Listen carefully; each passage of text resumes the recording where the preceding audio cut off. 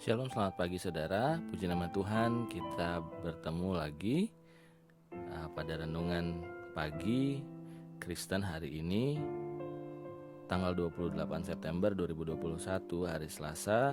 Bersama saya Dr. Gerson. Puji Tuhan kita dapat bersama-sama merenungkan dan diberi kesempatan untuk merenungkan firman Tuhan dan berdoa pagi hari ini. Saudara, ayat firman Tuhan pagi ini yang akan saya bacakan dari 1 Samuel 27 ayat yang pertama. Bagaimanapun juga pada suatu hari aku akan binasa oleh tangan Saul. Jadi tidak ada yang lebih baik bagiku selain meluputkan diri dengan segera ke negeri orang Filistin. Saudaraku, mungkin saudara bertanya, ayat firman pagi hari ini mungkin agak sedikit berbeda. Hari ini kita akan membahas tentang sosok Daud yang pada saat itu sedang merasa khawatir. Saudara, Alkitab mencatat bahwa Daud mampu mengalahkan Goliat, sehingga timbullah kebencian dan iri hati dalam diri Saul terhadap Daud. Berbagai upaya dilakukan oleh Saul untuk dapat menghabisi nyawa Daud, tetapi selalu berujung pada kegagalan. Sebaliknya, Daud punya kesempatan 2 kali untuk membunuh Saul, tetapi tidak dilakukannya. Berkatalah Saul kepada Daud dalam 1 Samuel 26 ayat 25, "Diberkatilah kiranya engkau, anakku Daud, apapun juga yang kau perbuat, pastilah engkau sanggup melakukannya." Lalu pergilah Daud meneruskan perjalanannya, dan pulanglah Saul ke tempatnya. Saudara, Daud adalah satu sosok yang mungkin kita tahu bahwa salah satu sosok yang sangat dekat dengan Tuhan.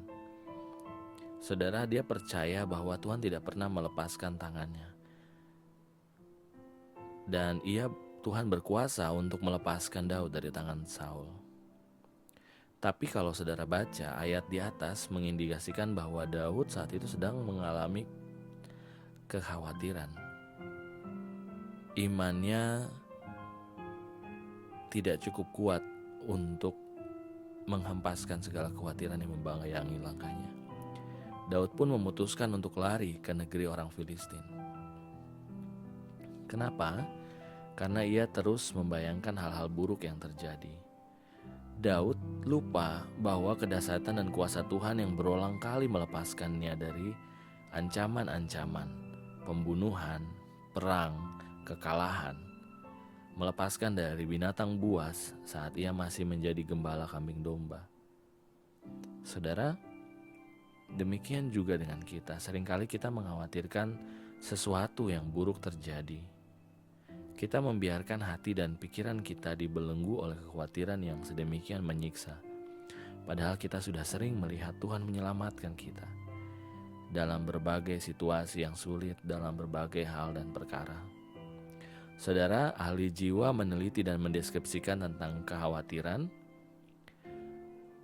40% kekhawatiran manusia itu mengenai hal-hal yang tidak akan terjadi mungkin. 30% mengenai hal-hal yang sudah terjadi, 12% mengenai kesehatan, dan 10% tentang hal-hal yang terjadi sehari-hari. Jadi saudara, kalau kita menghitung dari angka-angka tadi, sesungguhnya kekhawatiran kita itu tidak berdasar dari alasan yang kuat. Jadi hanya sekitar 30% ya yang hal yang sudah terjadi.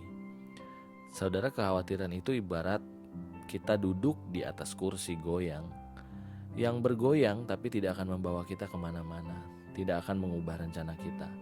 Herannya orang menikmati kursi goyang yang kita sebut dengan kekhawatiran tersebut.